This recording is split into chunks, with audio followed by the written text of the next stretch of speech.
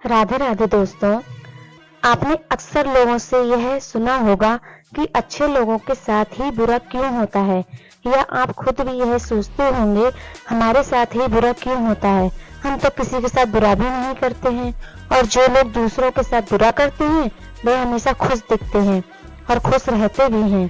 तो दोस्तों, इसका जवाब श्री कृष्ण ने गीता में दिया है। दोस्तों, आपने यह भी देखा होगा कि जो अच्छे कर्म करते हैं, धर्म का साथ देते हैं, उन्हें बहुत परीक्षाएं देनी पड़ती हैं, और जो अधर्म की राह पर चलते हैं उन्हें सब तरह से सुख मिलता है और अपनी जिंदगी अच्छे से जी रहे हैं। यदि आपके दिल में भी यही सवाल आया है तो इसका जवाब आपको इस वीडियो के द्वारा मिलेगा। दोस्तों, इसका जवाब भगवद गीता में लिखा है, जिसे खुद श्री कृष्ण अर्जुन को बताते हैं। जब भी अर्जुन को कोई बात समझ नहीं आती थी या कोई बात बहुत परेशान करती थी तो वे तुरंत श्री कृष्ण के पास जाकर अपनी समस्या बताते थे, और श्री कृष्ण उस समस्या का हल अर्जुन को बताते थे। एक बार अर्जुन ने श्री कृष्ण से सवाल किया कि अच्छे लोगों के साथ ही बुरा क्यों होता है, वहीं बुरे लोगों को हमेशा खुशियां मिलती हैं। अर्जुन के मुख से ऐसे प्रश्न सुनकर श्री कृष्ण मुस्कुराते हुए अर्जुन से कहते हैं कि मनुष्य जैसा सोचता है और महसूस करता है, बल्कि अज्ञानता के कारण वह सच को नहीं जान पाता है। अर्जुन कहते हैं, मैं आपकी बात समझ नहीं पा रहा हूँ, कृपया करके मुझे ठीक से समझा दीजिए। तब श्री कृष्ण ने अर्जुन को समझाते हुए कहा कि मैं तुम्हें एक कथा सुनाता हूँ। उस कथा को सुनकर तुम समझ जाओगे कि मनुष्य के कर्म के हिसाब से ही उसे सुख और दुख मिलता है। प्रकृति हर मनुष्य को धर्म और अधर्म दोनों ही की राह देती है। अब यह मनुष्य के ऊपर निर्भर करता है कि उसे कौन सी राह चुननी है, धर्म की या अधर्म की। श्री कृष्ण कथा सुनाते हुए कहते हैं कि एक नगर में दो व्यापारी रहा करते थे। एक व्यापारी धार्मिक था, जिसके जीवन में धर्म की बहुत महत्वता थी। वह बहुत ही पूजा पाठ करता था, वह ईश्वर पर बहुत ही विश्वास रखता था। वह रोज मंदिर जाता था और दान धर्म भी करता था। वहीं दूसरा पुरुष उसका उल्टा था, वह अधर्मी था। वह रोज मंदिर तो जाता था, परंतु ईश्वर के दर्शन करने नहीं, बल्कि मंदिर के बाहर से जूते चप्पल चुराने के लिए। उसे दान धर्म करना न आता था, ना ही उससे कोई मतलब था। कुछ समय बाद एक दिन बहुत तेज बारिश हो रही थी, जिस वजह से मंदिर में पुजारी के अलावा और कोई भी नहीं था।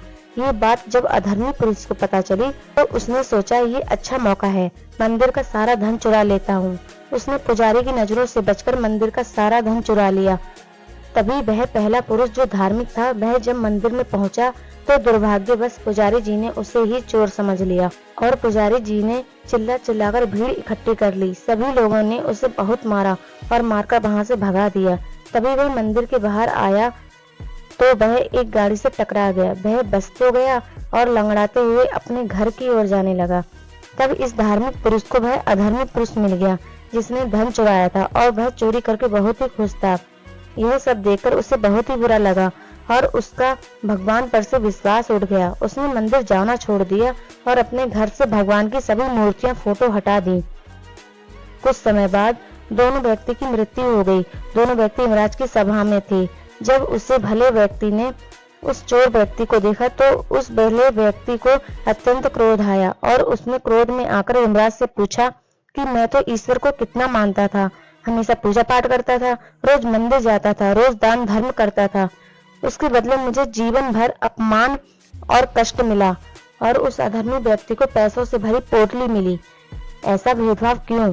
तभी यमराज ने कहा कि पुत्र, तुम गलत समझ रहे हो। जिस दिन तुम्हारी गाड़ी से टक्कर हुई थी उस दिन तुम्हारी मृत्यु होनी थी।